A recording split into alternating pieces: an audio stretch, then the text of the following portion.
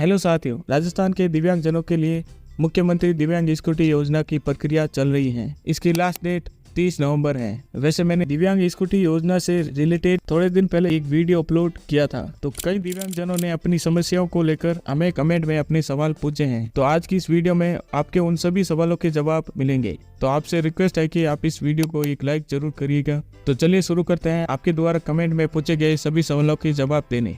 तो सबसे पहला सवाल है MKKUT2H। इनका सवाल है कि झारखंड राज्य से बोल रहा हूँ, राजस्थान में स्कूटी योजना वितरण हो रहा है, झारखंड के विकलांगों को स्कूटी मिलेगी या नहीं। तो इनका सवाल यही है कि ये झारखंड राज्य से हैं और ये पूछ रहे हैं कि राजस्थान में दिव्यांग स्कूटी योजना चल रही है, लेकिन मैं झारखंड राज्य से हूँ, मुझे स्कूटी मिलेगी या नहीं। तो भाई साहब, आपको बता दूं कि ये योजना केवल राजस्थान राज्य के दिव्यांग जनों के लिए है। जब आपके राज्य में इस तरह की स्कूटी योजना चलेगी तो आप भी आवेदन करके स्कूटी का लाभ ले। अगला सवाल है लोकेश जी का। इन्होंने पूछा है कि हियरिंग से विकलांग हूँ, क्या मुझे स्कूटी मिलेगी। तो लोकेश जी, आपको बता दूं कि जो दिव्यांगजन चलने फिरने में असमर्थ हैं, उनको ही स्कूटी दी जा रही है।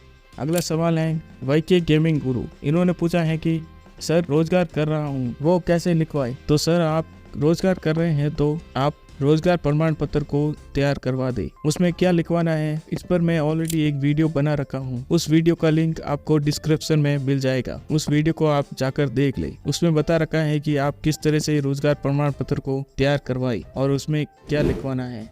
अगला सवाल है आरिफ खान जी का। इनका सवाल ये है कि सर, मैं किराए की दुकान पर अपना खुद का टेलर का काम करता हूँ। यानी कि इनका कहने का मतलब ये है कि ये टेलर का काम कर रहे हैं, तो रोजगार प्रमाण पत्र कैसे बनाए, पूरी जानकारी बताएं। तो आरिफ भाई, आपका सवाल यही है कि आपकी किराए की दुकान है और आप टेलर का काम कर रहे हैं और आप जानना चाहते हैं कि आप रोजगार प्रमाण पत्र को कैसे तैयार कराएं। तो आरिफ भाई, आपको मैं बता दूं कि आप इसके लिए एक शपथ पत्र तैयार करवा दे। ये शपथ पत्र आप अपने जिले के कोर्ट में जाकर तैयार करवा सकते हैं। इसमें आपको यही लिखना है कि जहाँ पर आप काम करते हैं, आपके घर से उस दुकान की दूरी इतने किलोमीटर में है, आपको आने जाने में परेशानी हो रही है, आपको स्कूटी की बहुत आवश्यकता है। ये सब लिखवा कर, नोटरी करवा कर एक शपथ पत्र तैयार कर दे। फिर उसके बाद आप स्कूटी के आवेदन फॉर्म में ये लगा सकते हैं।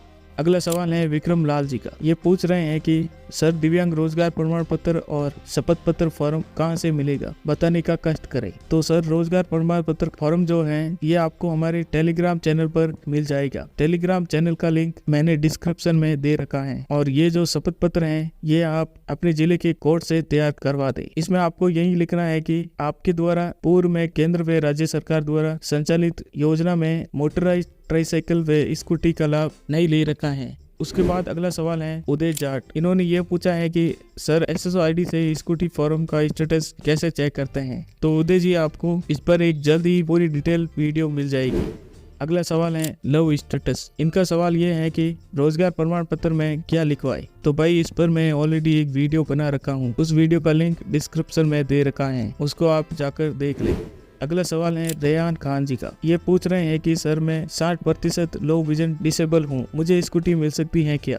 तो रेहान भाई, आपको मैं बता दूं कि केवल उन दिव्यांग जनों को ही स्कूटी मिलेगी जो चलने फिरने में असमर्थ है। यानी कि वे दिव्यांग जन जो पैरों से दिव्यांग है, केवल उन लोगों को ही स्कूटी दी जाएगी। अगला सवाल है लक्ष्मी चौधरी जी का। ये पूछ रहे हैं कि भाई साहब, मैं आज से 41% विकलांग हूँ, मुझे लाभ मिलेगा। तो आपके सवाल का जवाब मैंने पिछले सवाल में दे दिया है।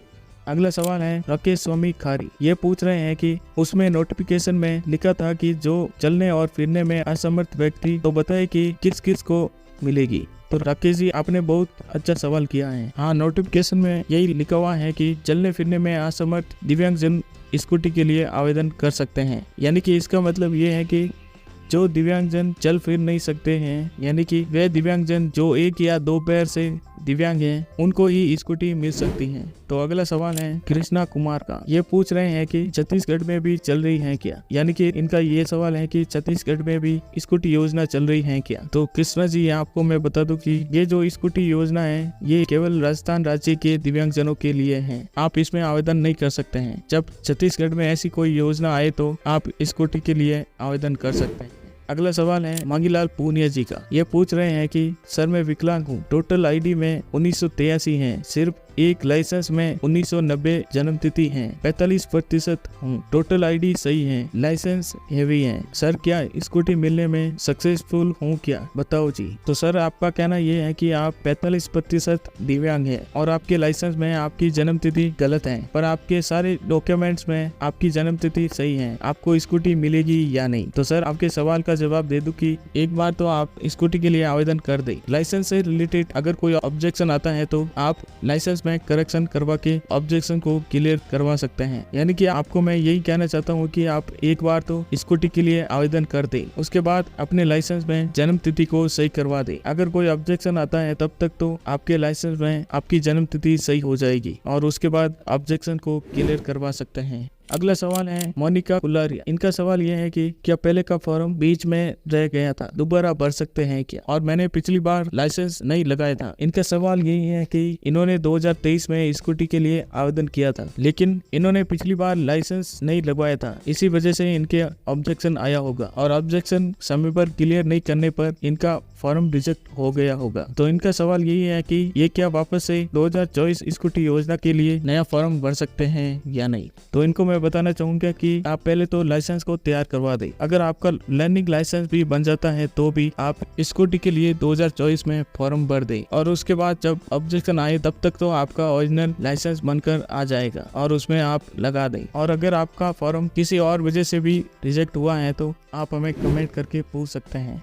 अगला सवाल है गोविंद राम जी का। ये पूछ रहे हैं कि क्या लिखवाना है, यानी कि इनका सवाल यही है कि रोजगार प्रमाण पत्र या अध्ययनरत प्रमाण पत्र में क्या लिखवाना है। तो गोविंद जी आपको मैं बता दूं कि इस पर मैं वीडियो बना रखा हूं और उस वीडियो में बता रखा है कि रोजगार प्रमाण पत्र में अध्ययनरत प्रमाण पत्र में क्या लिखवाना है। तो उस वीडियो का लिंक आपको डिस्क्रिप्शन में मिल जाएगा। अगला सवाल है एवराज प्रजापति जी का। इनका सवाल है कि कॉलेज नहीं कर रहे हैं तो क्या करें, यानी कि इनका सवाल यही है कि अगर कॉलेज नहीं कर रहे हैं तो क्या रोजगार प्रमाण पत्र लगा सकते हैं। तो आपको बता दूं कि यदि आप कॉलेज नहीं कर रहे हैं और अगर आप किसी दुकान या ऑफिस में काम कर रहे हैं तो आप रोजगार प्रमाण पत्र को तैयार करवा सकते हैं और उसके बाद स्कूटी के लिए आवेदन कर सकते हैं। अगला सवाल है आरिफ खान जी का। ये पूछ रहे हैं कि सर SSO ID कैसे बनाते हैं, प्लीज पूरा प्रोसेस बताएं। तो आरिफ जी इस पर मैं एक फुल वीडियो जल्द ही बनाने वाला और आपको बताऊंगा कि मोबाइल से SSO ID कैसे बनाते हैं, तो थोड़ा इंतजार करिए। अगला सवाल है मिस्टर नवाबी। ये पूछ रहे हैं कि स्कूटी का फॉर्म ऑनलाइन कैसे भरें। तो आपको मैं बता दूं कि आप अपने नजदीकी ई-मित्र पर जाकर स्कूटी के लिए ऑनलाइन फॉर्म भर सकते हैं। अगर आपकी SSO ID बनी हुई है तो आप SSO ID से ई-मित्र से फॉर्म भरवावें, ताकि अगर आपके कोई ऑब्जेक्शन आए तो आप अपने मोबाइल से SSO ID की मदद से स्कूटी का स्टेटस चेक कर सकते हैं। आपको बार बार ई-मित्र के चक्कर नहीं काटने पड़ेंगे। तो ये थे स्कूटी योजना 2024 से रिलेटेड आपके द्वारा कमेंट में पूछे गए सभी सवालों के जवाब। आई होप आपको आपके सवालों के जवाब मिल गए होंगे। वैसे और भी कई दिव्यांगजनों के द्वारा सवाल पूछे गए थे, वो किसी और वीडियो में देखेंगे। और अगर आपके और भी कोई स्कूटी योजना से रिलेटेड सवाल है तो आप हमें कमेंट करके पूछ सकते हैं। और अगर आप हमारे चैनल पर पहली बार आए हैं तो चैनल को सब्सक्राइब करके नोटिफिकेशन बेल को ऑल पर कर लें, ताकि आने वाली वीडियो की नोटिफिकेशन आप तक सबसे पहले पहुंचे। तो चलिए इस वीडियो को यहीं पर समाप्त करते हैं और मिलते हैं एक और नई वीडियो के साथ।